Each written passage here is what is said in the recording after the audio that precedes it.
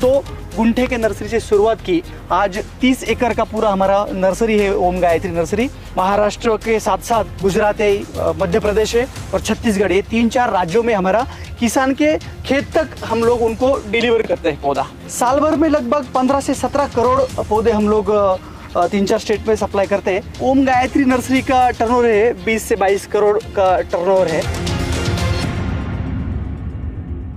साल 2009 जब एक लड़का साइकिल से स्कूल जाता है और वापस आके उसी साइकिल से पौधों की बिक्री करता है, तब किसी ने नहीं सोचा था कि वो अपनी मेहनत और लगन से एक दिन महाराष्ट्र की सबसे बड़ी नर्सरी बना देंगे। जी हाँ, मैं हूँ अभी नासिक में और नासिक में हमारे साथ हैं महाराष्ट्र की सबसे बड़ी नर्सरी के मालिक मधुकर गवली जी, जिनसे हम बात करेंगे और समझेंगे कि उनकी सफलता की कहानी क्या है, वो कैसे ये साल में 15 से 20 करोड़ पौधे हर स्टेट को भेज रहे हैं, ज़्यादातर 4 राज्यों में जा रहे हैं। आइए उनसे मिलते हैं और समझते हैं कि कैसे उन्होंने ये कहानी रची और कैसे ये इसको आगे बढ़ा रहे हैं। जी आपका बहुत बहुत स्वागत है। मधुकर नमस्कार जी। मधुकर जी, आप साइकिल से आए और साइकिल अभी भी आपने सहेज के रखी है, मतलब आप ज़मीन से जुड़े हुए हैं। कैसे किया ये सब, इतना बड़ा कारोबार? एक्चुअली साल 2009 से पहले मैं मेरे पिताजी के साथ ग्रेप्स की खेती कर रहा था, पिताजी को हेल्प करना। और 10वीं पढ़ने के बाद मैं आगे पढ़ नहीं पाया, तो फिर क्या करूं। और पिताजी की जो खेती थी कम थी और कम खेती में हम लोग काम कर रहे थे, हमारा गुजारा कर रहे थे। तो कुछ नया करने की सोच आई, तो मैंने 2009 के पहले 5 साल पहले किशमिश बनाने का कारोबार शुरू किया। जो ग्रेप्स के रेजिन बनते हैं वो करने का शुरू किया। मगर रेजिन बनाने का काम जो है साल भर में खाली 4 ही मंथ का होता है, बाकी के मंथ में क्या करूं। तो फिर मैंने वो रेजिन का बिजनेस बंद कर दिया और साल 2009 में छोटी से 2 गुंठे के नर्सरी से शुरुआत की।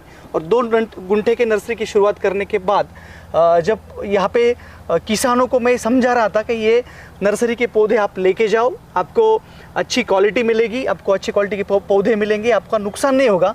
उस टाइम किसानों की जो सोच थी वो सोच कुछ अलग थी, क्योंकि किसानों को लग रहा था कि ये जो पॉली हाउस में शेड में छाँव में पौधे बढ़ते हुए मरेंगे, उनको खर्चा भी ज़्यादा आएगा।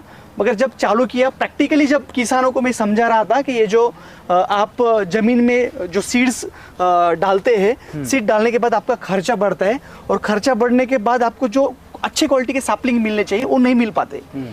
तो धीरे धीरे आगे जाके कुछ किसानों को हम डेमो देते गया। डेमो देने के बाद अच्छे तरह से उनको रिजल्ट आए, फिर माउथ पब्लिसिटी बढ़ गई। एक किसान दूसरे किसान को बोलने लगा, फिर गांव में, मेरे गांव में सब गांव वालों को पता चलने लगा, जो रिश्तेदार हैं उनको पता चलने लगेगा। और फिर हम लोगों ने आगे बढ़ के जो हमारे नासिक में यशवंतराव चौहान मुक्त विद्यापीठ का कृषि विज्ञान केंद्र है, वहाँ पे 21 दिन का रोप वाटिका व्यवस्थापन एक कोर्स था, वहाँ पे मैंने एप्लीकेशन किया और वहाँ पे मैंने 21 दिन का कोर्स करके वापस आया।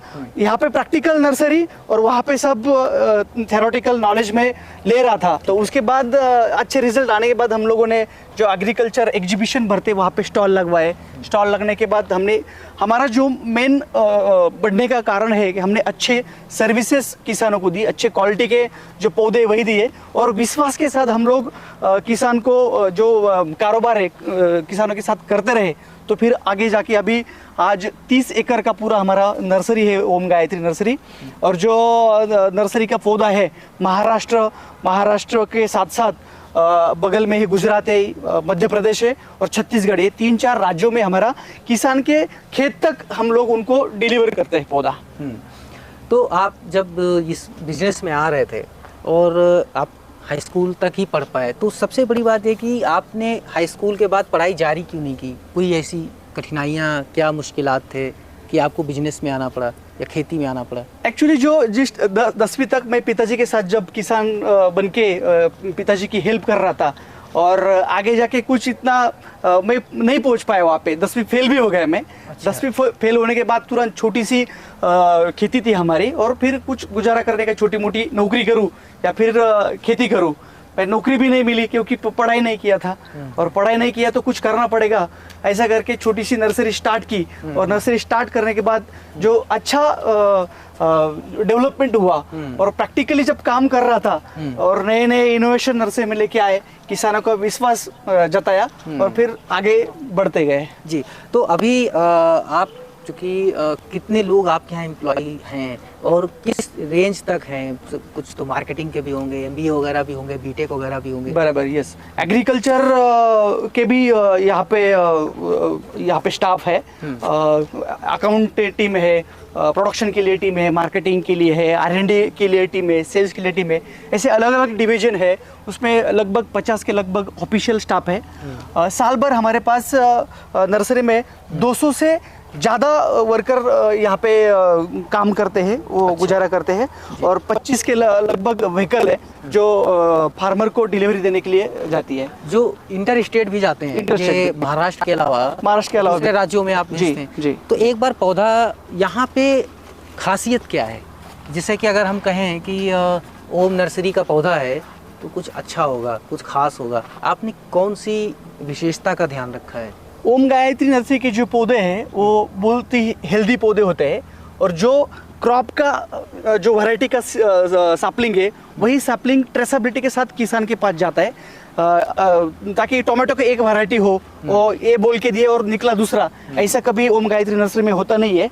और जो सैपलिंग है उसको पूरा साइंटिफिक तरीके से उसका पालन पोषण किया जाता है, ताकि किसान के खेत में जाके ट्रांसप्लांटिंग के बाद वो मरते नहीं, वो सस्टेन करते हैं, और उसको जो स्प्राउटिंग होते हैं वो स्प्राउटिंग अच्छे से स्प्राउटिंग आते हैं, किसान की उत्पादकता में बढ़ती है, बढ़ावा होता है। इसलिए, और हम लोग सर्विस भी देते हैं। हम लोग ऐसा नहीं सोचते कि हम लोग कहाँ पे अभी 200 किलोमीटर पे डिलीवरी करें, एक बार सर्विस ले लिया तो दोबारा उसे संपर्क ही नहीं, ज़्यादा से ज़्यादा हम लोग संपर्क में रहते हैं और ज़्यादा से ज़्यादा सर्विस देने की हम कोशिश करते हैं। जी।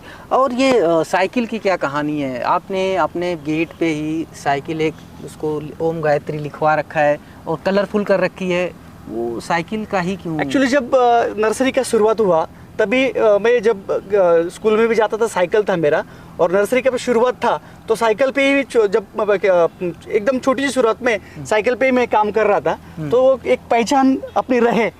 हम साइकिल पे काम करके यहाँ तक पहुँचे, भूल ना जाए कहीं, इसलिए वो साइकिल का पहचान वहाँ पे लगे। बहुत सारे लोग होते हैं ना जो अपने पुरानी चीज़ों को याद नहीं करना चाहते कि लोग क्या कहेंगे, अरे साइकिल से चलते थे, अरे हाई स्कूल तक ही पढ़ पाए हैं, लेकिन आप अपनी जड़ों से जुड़े हुए हैं, ये एक अच्छी बात है। अभी नर्सरी में कितने तरीके के पौधे हैं और क्या क्या है, मतलब कौन कौन से पौधे हैं सबसे ज़्यादा? लगभग 20 से 25 तरीके के अपने नर्सरी में पौधे हैं।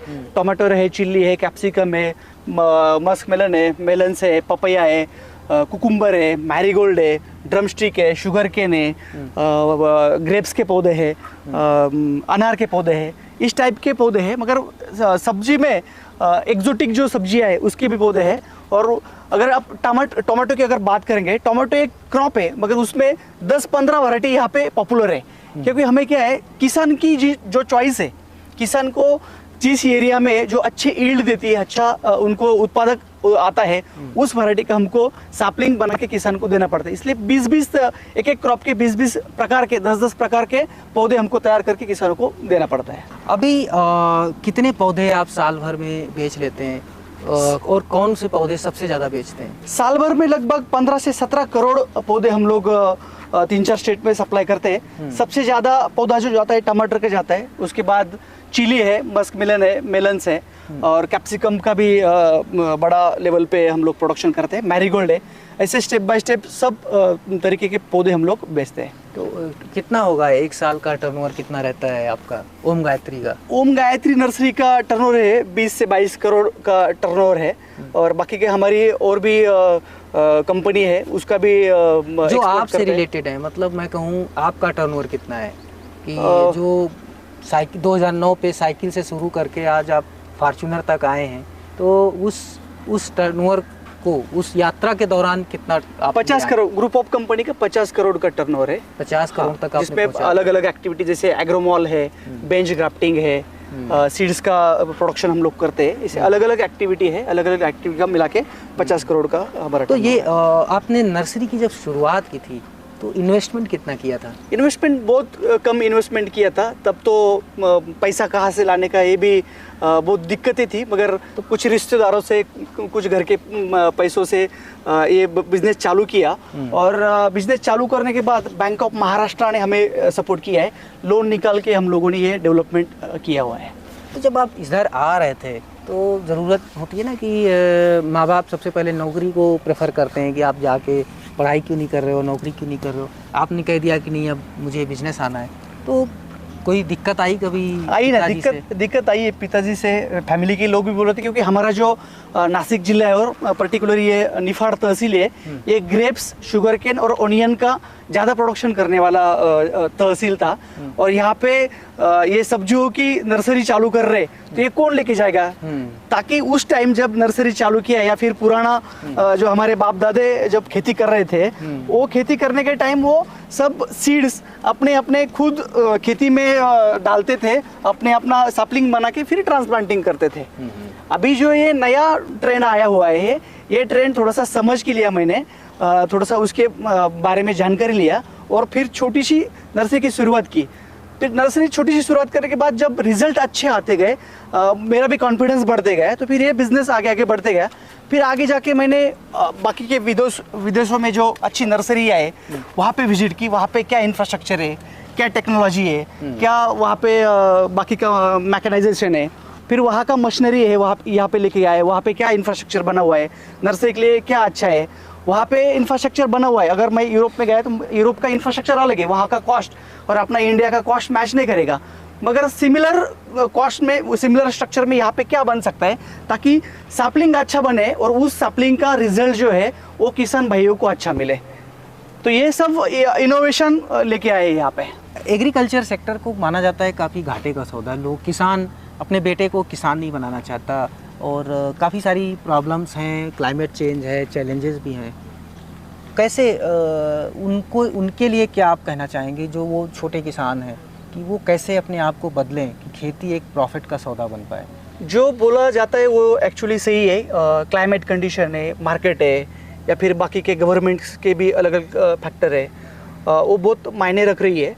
मगर सोच समझ के अगर खेती किया जाए तो खेती में अच्छे पैसे बनते हैं। रिस्क है मगर रिस्क लेना पड़ेगा। कुछ इनोवेटिव अगर चीज़ें किया जाए, अच्छे तकनीक से अगर खेती किया जाए तो खेती ही अच्छी है, ऐसे मेरा मानना है। क्या आप जब शुरू कर रहे थे इस व्यवसाय को शुरू कर रहे थे, आपको लगा था कि आप इस लेवल पे ले जाएंगे, आप साल के 50 करोड़ का व्यापार करेंगे? कभी भी नहीं। ये कोई, आपने कितना सोचा था कि आपको साल में कितना करना है? मैंने यही सोचा था कि मेरा जो उगाओ गांव है, उगाओ गांव में अगल बगल के 5-10 गांव में मैं पौधा बेचूंगा, इतना ही मैंने सोचा था।